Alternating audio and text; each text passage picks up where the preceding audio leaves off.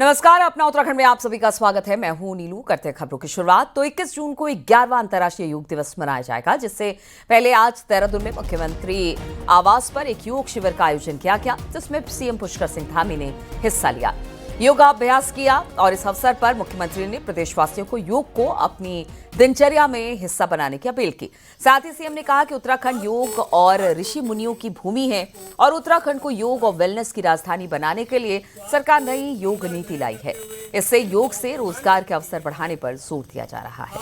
के सामने स्पर्श कराने की कोशिश करें, पीछे की ओर कोहनियों को खींच कर घुमाएं और वापस लाते हुए बुझाएं, शरीर को स्पर्श करें।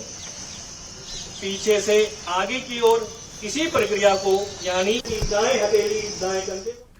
देहरादून से खबर, जहां पर गुरुवार को राष्ट्रपति द्रौपदी मुर्मू 3 दिवसीय दौरे पर उत्तराखंड पहुंच रही हैं, यानी कि आज शाम को वो पहुंच जाएंगे। आज शाम 4:30 बजे के आसपास राष्ट्रपति द्रौपदी मुर्मू देहरादून पहुंचेंगी और यहां पर एमपी थिएटर का उद्घाटन करेंगे। इसके बाद अत्याधुनिक पार्क समेत अस्तबल, बैरक की आधारशिला रखेंगी और 21 जून को अंतर्राष्ट्रीय योग दिवस पर योग करेंगी। देहरादून के पुलिस लाइन में द्रौपदी मुर्मू योग करेंगी।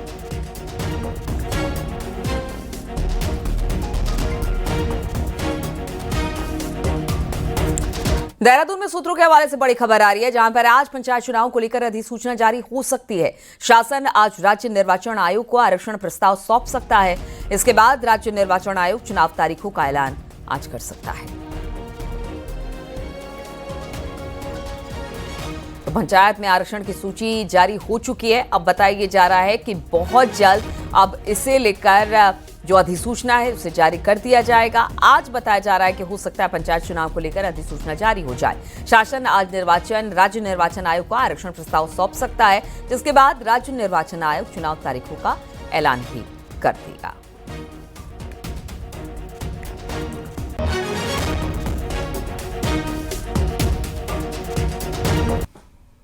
और देहरादून से एक बड़ी खबर सामने आ रही है, जहां पर चीन भारत सीमा पर आईटीबीपी पोस्ट कर बिजली पहुंची है।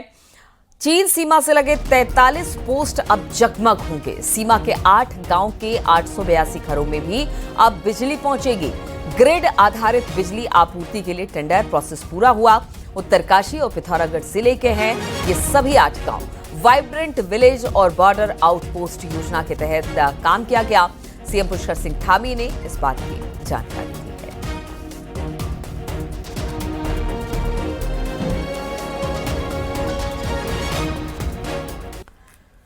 तो अगले 2 साल में 2 बड़े धार्मिक आयोजन होने वाले हैं। उत्तराखंड में होने वाले इन आयोजनों पर देश दुनिया की नजर रहेगी। इससे सरकार और शासन ने अपनी पूरी जान झोंक दी है। 2027 चुनाव से पहले जनता में भी बड़ा संदेश देने की तैयारी है। देखिए जरा ये रिपोर्ट।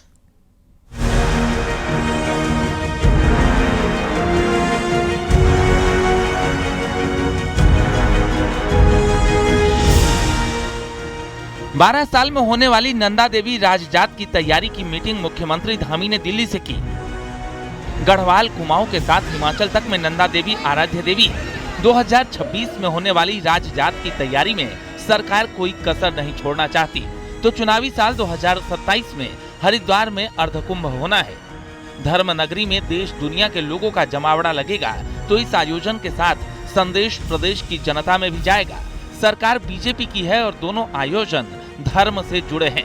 ऐसे में 2026 की नंदा देवी राजजात हो या 2027 का अर्धकुंभ, दोनों को भव्य बनाने का प्लान है। अभी 2026 में हमारे देवभूमि का कुंभ नंदा राजजात भी है और हरिद्वार का अर्धकुंभ भी 27 में आने वाला है।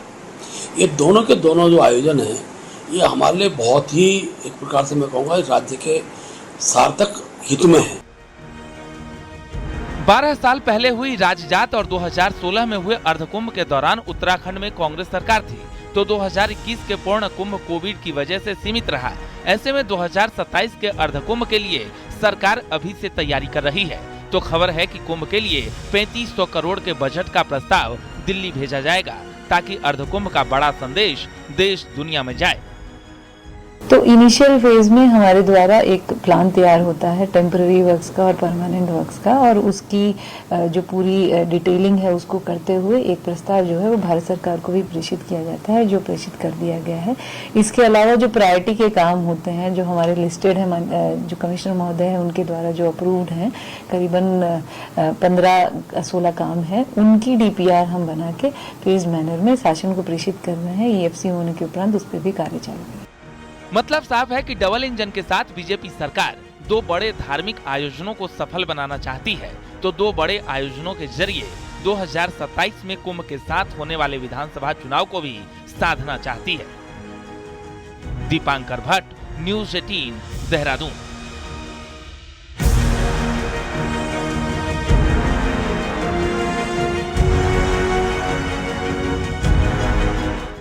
और अब बात मौसम की कर लेते हैं। तो केदार घाटी में लगातार मौसम खराब होने की वजह से केदारनाथ धाम के लिए आज तीसरे दिन भी कोई हेलीकॉप्टर उड़ान नहीं भर पाया है। बुधवार को भी मौसम खराब होने से पूरे दिन एक भी हेली उड़ान नहीं भर पाया। पिछले 2 दिनों में करीब 1800 टिकट कैंसिल हो चुके हैं। यानी आप देखिए कि वेदर इतना खराब है कि वहां पर हेली सेवा शुरू ही नहीं हो पा रही है। 2 दिनों के लिए सस्पेंड जरूर किया गया था, लेकिन सोमवार के बाद से इसके दोबारा से शुरू कर दिया गया। लेकिन मौसम खराब होने की वजह से अब तक एक भी वहां पर जो हेलीकॉप्टर है वो उड़ान नहीं भर सका है और करीब 1800 टिकट इस दौरान कैंसिल हो गए हैं।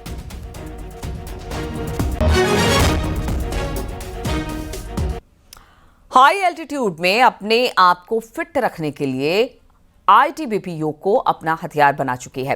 ITBP के सभी बटालियन भी योग अभ्यास अनिवार्य हो गया है। तो वही अंतर्राष्ट्रीय योग दिवस के अवसर पर भारत तिब्बत सीमा पुलिस के जवान अपने आप को फिट रखने के लिए योग अभ्यास कर रहे हैं। सीमावर्ती इलाकों में भी लगातार ITBP के जवान इन दिनों योग कर रहे हैं। एक्सेल करते हुए हाथ ऊपर। नैनीताल के सातताल में संरक्षित प्रजाति के पक्षी का शिकार करना इलाहाबाद के एक पर्यटक को भारी पड़ गया। मामले में नैनीताल वन विभाग ने पक्षी के शिकार के आरोप में अमित सैमुअल को गिरफ्तार कर लिया है और कोर्ट में पेशी के बाद उसे 14 दिन की न्यायिक हिरासत में जेल भेज दिया गया। आपको बता दें कि उत्तर प्रदेश के प्रयागराज के पर्यटक अमित ने अपनी एयर गन से संरक्षित प्रजाति के पक्षी का शिकार किया। गौरतलब है कि सातताल में टूरिस्ट पक्षियों के दीदार के लिए पहुंचते हैं और इस इलाके में 250 से ज्यादा प्रजाति के पक्षियों के दीदार होते हैं। अक्षय के शिकार का वीडियो अब वायरल होने के बाद वन विभाग हरकत में आया और आरोपी को गिरफ्तार कर लिया गया है। हमें एक स्थानीय निवासी जून स्टेट द्वारा सूचना प्राप्त हुई कि एक व्यक्ति द्वारा, जो पर्यटक हैं बाहर से घूमने आए हैं, उनके द्वारा एयर गन से किसी पक्षी को मारा गया है और वीडियो के माध्यम से हमको दिखाया गया। तो सूचना पाते ही तुरंत वन क्षेत्राधिकारी के नेतृत्व में टीम मौके पर पहुंची और उस व्यक्ति को पूछताछ के लिए और जो गवाह वहां पर थे जिन्होंने प्रथम दृष्टया उनको देखा था, उनको रेंज कार्यालय बहाली लाया गया और पूछताछ की गई। नैनीताल के सातताल में संरक्षित प्रजाति के पक्षी का शिकार करना प्रयागराज के पर्यटक को भारी पड़ गया। आरोपी अमित के खिलाफ केस दर्ज कर उसे अब जेल का रास्ता दिखा दिया गया है। तो उत्तराखंड में 16 जुलाई से वन विभाग हरेला महोत्सव की तैयारी में जुटा हुआ है, लेकिन इससे पहले एक ऐसा गड़बड़ झाला सामने आ गया जिसने वन विभाग में प्लांटेशन के नाम पर हर साल खर्च होने वाले लाखों रुपए का सच सामने लाकर रख दिया।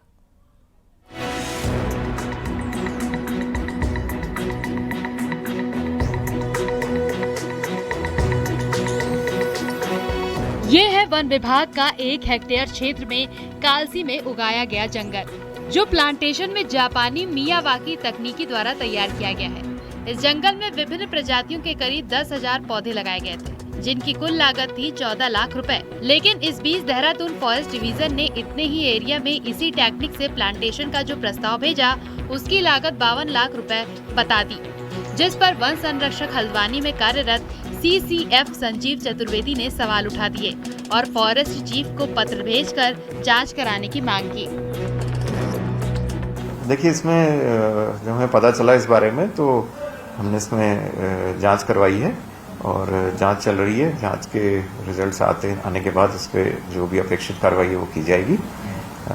इसमें डीएफओ देहरादून के क्षेत्र में संभवतः कार्य हो गया है पार्टली, सॉइल वर्क वगैरह, और मसूरी डिवीजन में तो काम प्रारंभ ही नहीं हुआ। प्लांटेशन की मियावाकी तकनीकी में 2 से 3 फीट तक जमीन को खोदकर मिट्टी का विशेष ट्रीटमेंट किया जाता है और इसके बाद इस मिट्टी में पौधों को एक दूसरे के पास लगाया जाता है, जिससे कमजोर पौधों के मरने के बाद भी चंद सालों में ही घना जंगल तैयार हो जाता है। इसमें पौधों का सर्वाइवल रेट भी अच्छा पाया गया है। चक्राता वन प्रभाग की कालसी रेंज में इस मेथड से विभाग ने सफलतापूर्वक घना जंगल तैयार किया है। यह इसमें विभिन्न 60 अलग अलग प्रजातियां यहाँ पर रोपित की गई हैं, जिनकी कुल संख्या 10,000 के आसपास थी और इसका अभी जो लागत है वो 13 से 14 लाख के बीच की है और जो सर्वाइवल परसेंट इसका अभी तक रिकॉर्ड किया गया है वो 90% के अराउंड है।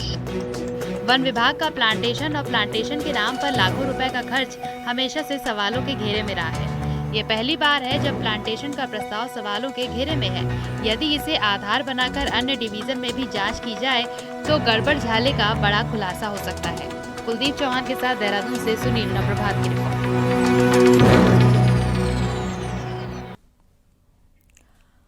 और रुद्रपुर से खबर लेते हैं, जहां पर खेड़ा में बुधवार को देर रात 2 पक्षों के विवाद के बाद एक पक्ष ने फायरिंग शुरू कर दी, जिसमें एक युवक गोली लगने से घायल हो गया, जिसका सीसीटीवी फुटेज भी अब सामने आया, जिसमें साफ दिखाई दे रहा है कि एक युवक पिस्टल से निशाना लगाकर फायर कर रहा है। वहीं सूचना पर रामपुर चौकी प्रभारी प्रदीप कुमार फोर्स के साथ घटनास्थल पर पहुंचे और घायल को इलाज के लिए अस्पताल में एडमिट कराया। पुलिस का कहना है कि गोली चलाने वाले पर कई केस दर्ज है और पुलिस फरार आरोपी की तलाश में जुटी हुई है।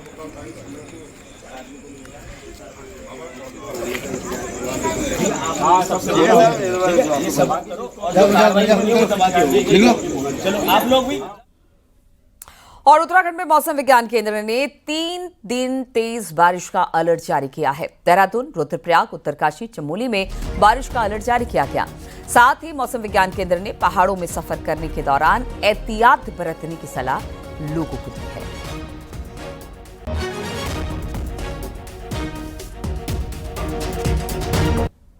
और मानसून के सीजन में देवभूमि उत्तराखंड से निकलने वाली नदी नाले बेहद खतरनाक रूप ले लेते हैं, लेकिन इसके बावजूद कुछ लोग इस खतरे को नजरअंदाज कर अपनी जिंदगी जोखिम में डाल रहे हैं। मानसून की एंट्री से पहले ही देवभूमि उत्तराखंड के आसपास को इन घने बादलों ने अपने आगोश में ले लिया है। ऐसे में पहाड़ों में कभी भी तेज बारिश की संभावना बन रही है। इस मैदान में बहने वाली नदियां कभी भी उफान पर आ सकती हैं, लेकिन कुछ लोग अभी भी इन नदियों में खूब मस्ती काट रहे हैं। हल्द्वानी की इस गोला नदी का नजारा ही देख लीजिए, जहां ये बेखौफ लोग अपने पूरे परिवार के साथ मस्ती कर रहे हैं। ये इस बात से अनजान है कि पहाड़ में हुई बारिश उनकी जिंदगी तबाह कर सकती है। ऐसे में प्रशासन अब ऐसे लोगों पर लगाम लगाने की तैयारी कर रहा है। जो हमारे सड़क से कॉजवे के माध्यम से क्रॉस करता है, वहाँ पर उसको एक तो चेतावनी बोर्ड संबंधी कॉशन बोर्ड्स जो हैं वो संबंधित विभाग, चाहे वो सिंचाई विभाग का क्षेत्र हो या लोक निर्माण विभाग का हो या नगर क्षेत्र में नगर निगम का हो, उनके द्वारा स्थापित किए जाएंगे। देखिए, काठगोदाम क्षेत्र में विशेष तौर पर इसके लिए हमने एक पीएसी भी तैनात की है, जिसमें कि एक्स्ट्रा फोर्स के तौर पर, ताकि जो नदी की ओर जो यात्रियों का मूवमेंट या जो लोग जाते हैं नहाने वो न जाए। समय समय पर हम अनाउंसमेंट भी करते रहते हैं। दरअसल पहाड़ों में बारिश के बाद ये पानी तेजी से नदियों की तरफ बढ़ता है, जिसके कारण नदियां कभी भी उफान पर आ सकती हैं और ये उफान नदी के बीचों बीच नहा रहे इन बेफिक्र लोगों की जिंदगी पर भारी पड़ सकता है।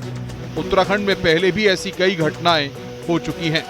हल्द्वानी से न्यूज़ 18 के लिए शैलेंद्र नेगी की रिपोर्ट।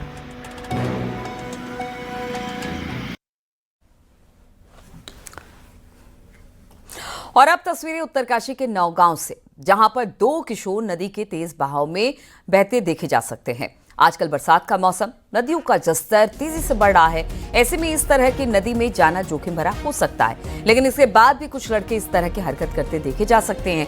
कई बार ऐसी हरकत पर कई घटनाएं पहाड़ पर घट चुकी हैं।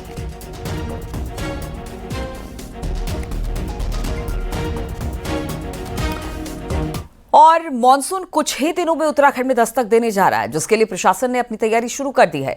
4 धाम यात्रा सहित हेमकुंड और कांवड़ यात्रा को ध्यान में रखते हुए प्रशासन सरकारी गोदामों में खाद्य की आपूर्ति और यात्रा रूट पर एनडीआरएफ, एसडीआरएफ और जल पुलिस की तैनाती के साथ लैंडस्लाइड जोन के लिए जेसीबी तैनात की जा रही है। इसमें तुरंत ही बरसात के समय में सहायता पहुंचाई जा सके। एनडीआरएफ है, जल पुलिस है, वो ऑलरेडी अपने अपने चौकियों पर तैनात हो चुकी हैं। जहाँ पर हमारी जेसीबीज लैंडस्लाइड्स के इवेंट्स में जेसीबीज का सेशन करना है, वो ऑलरेडी सेशन हो चुकी है। जो हमारे राजकीय खाद्यान्न गोदाम है, वहाँ पर ऑलरेडी 3 महीने का राशन पहुँचाया जा चुका है।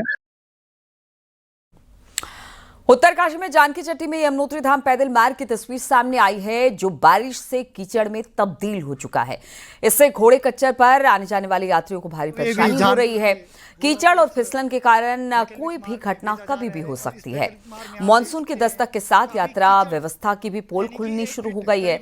स्थानीय लोग जल्द मार्ग को सही करवाने की अब मांग कर रहे हैं, जो काफी शर्मनाक है। यमुनोत्री धाम का जो पैदल मार्ग बंडेली घाट से यमुनोत्री वाला है, उसकी स्थिति बहुत दयनीय है, गंभीर है और कीचड़ ही कीचड़ आजकल रास्ते में देखने को मिल रहा है, जिससे हमारे मजदूर भाई परेशान हैं और कीचड़ में डूबने को मजबूर हैं। मैं अनुरोध करूंगा कि या तो उस रास्ते को बंद किया जाए या उस रास्ते की हफ्ते में कम से कम 2 बार साफ सफाई की जाए और उसके बाद उस रूट का संचालन किया जाए, अन्यथा उस रास्ते को मजदूर हितों के लिए तत्काल बंद किया जाए। यह मेरा विनम्र आग्रह शासन प्रशासन से। धन्यवाद। केदारनाथ धाम में श्रद्धालुओं का सैलाब उमड़ रहा है। अब तक 11,18,000 भक्तों ने बाबा केदार के दर्शन किए और हर दिन 20 से 25,000 भक्त केदारनाथ धाम पहुंचकर बाबा केदार के दर्शन पूजन कर रहे हैं।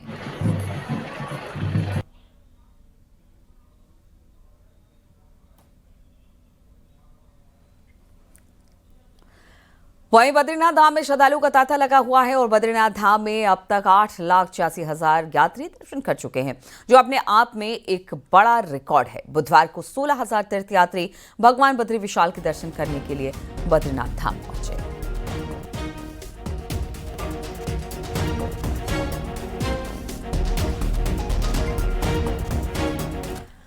गंगोत्री यमुनोत्री धाम में एक महीने में 10 लाख से ज्यादा रिकॉर्ड श्रद्धालु दर्शन कर चुके।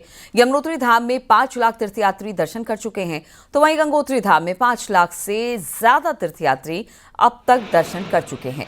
मानसून की दस्तक के बाद भी आंकड़ा हर दिन 10,000 के पार पहुंच रहा है, जो बताता है कि किस तरह 4 धाम यात्रा को लेकर यात्रियों में उत्साह बना हुआ है।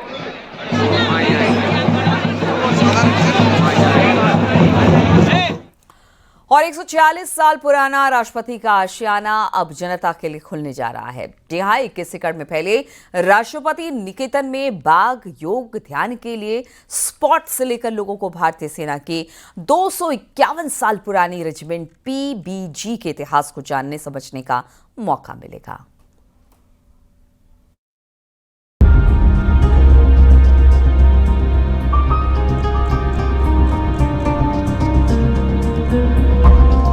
एक 186 साल पुराने राष्ट्रपति आशियाना को 24 जून को जनता के लिए खोला जा रहा है। देहरादून में तकरीबन 21 एकड़ क्षेत्रफल में फैले इस एरिया का इस्तेमाल फिलहाल राष्ट्रपति बॉडीगार्ड यानी पीबीजी द्वारा किया जा रहा है, लेकिन अब इसके मेन बिल्डिंग तक लोग एंट्री कर सकेंगे। जहां 132 एकड़ जमीन में विकसित किए जा रहे अत्याधुनिक पार्क की आधारशिला रखेंगी। 1 साल के अंदर पार्क को बनाकर जनता को समर्पित करने का टारगेट है। यहाँ खूबसूरत लिली तालाब, रोज गार्डन, रॉकरी तालाब, लकड़ी के पुल और योग और ध्यान के लिए स्पेशल एरिया बनाए गए हैं। राष्ट्रपति निकेतन में बाहर की दीवारों पर लैंडस्केप उत्तराखंड की ग्रीन थीम पर कलाकृतियां भी बनाई जा रही हैं। ये ब्यूटी की थीम दी है हमें, लैंडस्केप उत्तराखंड ग्रीनरी, ये थीम पर काम कर रहे हैं। कितने लोगों की टीम है, कहाँ पर बना रहे हैं? अभी तो यही एरिया है, आगे काजपुर रोड का ही है। हम करीब 7 से 8 लोगों की टीम है। लोगों को अब राष्ट्रपति आशियाना के साथ ही भारतीय सेना की 251 साल पुरानी रेजिमेंट पीबीजी के इतिहास और इसके 186 साल पुराने अस्तबल को देखने का मौका मिल सकेगा। राष्ट्रपति द्रौपदी मुर्मू के निर्देश पर ही राष्ट्रपति निकेतन जनता को समर्पित होने जा रहा है। वो 19 से 21 जून तक देहरादून में रहेंगी। देहरादून में महामहिम राष्ट्रपति महोदया का यहाँ पे विजिट है और ये 3 दिन की विजिट है, जहाँ पे रात्रि प्रवास में भी महामहिम महोदया यहाँ पे रहेंगी। इनकी सुरक्षा के लिए हमने व्यापक प्रबंध कर रखे हैं, प्रॉपर हमने ट्रैफिक प्लान इसको बनाया है। साथ साथ जितने भी कर्मचारी और अधिकारी हैं उनकी नियमित रूप से ऑन स्पॉट उनकी ब्रीफिंग। राजपुर रोड पर बने इस राष्ट्रपति निकेतन में अब आम जन प्रकृति की खूबसूरती और इतिहास को एक साथ रूबरू होने के साक्षी बनेंगे, जिसके लिए तैयारियां जोरों पर चल रही हैं। न्यूज़ 18 के लिए सतेंद्र बर्थवाल के साथ भारती सकलानी उनियाल की रिपोर्ट।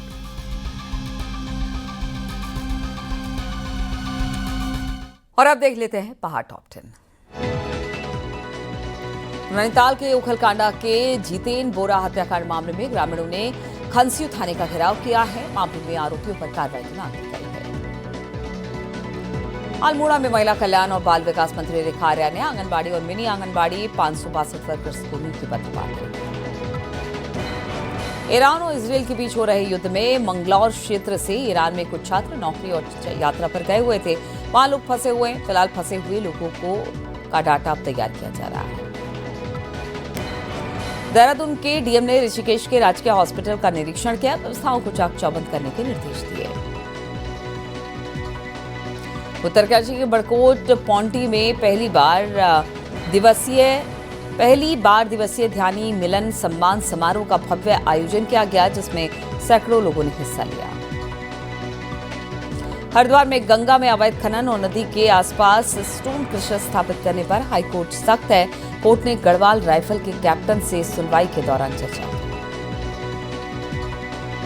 हरिद्वार में कांवड़ मेले के लिए स्वास्थ्य विभाग की तैयारी में जुटा। मेले में श्रद्धालुओं के लिए हेल्थ कैंप लगाने की मीटिंग की थी। मॉनसून सीजन के लिए ऋषिकेश में एसडीआरएफ ने सरकारी कर्मचारियों को क्लाइंबिंग, रैपलिंग के गुर सिखाए हैं, ताकि वो अपनी जिम्मेदारी अच्छे तरीके से निभा सकें। राज्य में पंचायत चुनाव के मद्देनजर नैनीताल जिला प्रशासन ने तैयारी शुरू कर दी है और वोटर लिस्ट में नाम जुड़वाने के आवेदन के लिए कह दिया है। कांवड़ मेले की तैयारी के मद्देनजर हरिद्वार पुलिस उत्तर प्रदेश पुलिस के साथ काम कर रही है। हरिद्वार के थाना श्यामपुर में विजय और पुलिस के अधिकारियों के साथ इंटर स्टेट मीटिंग की गई।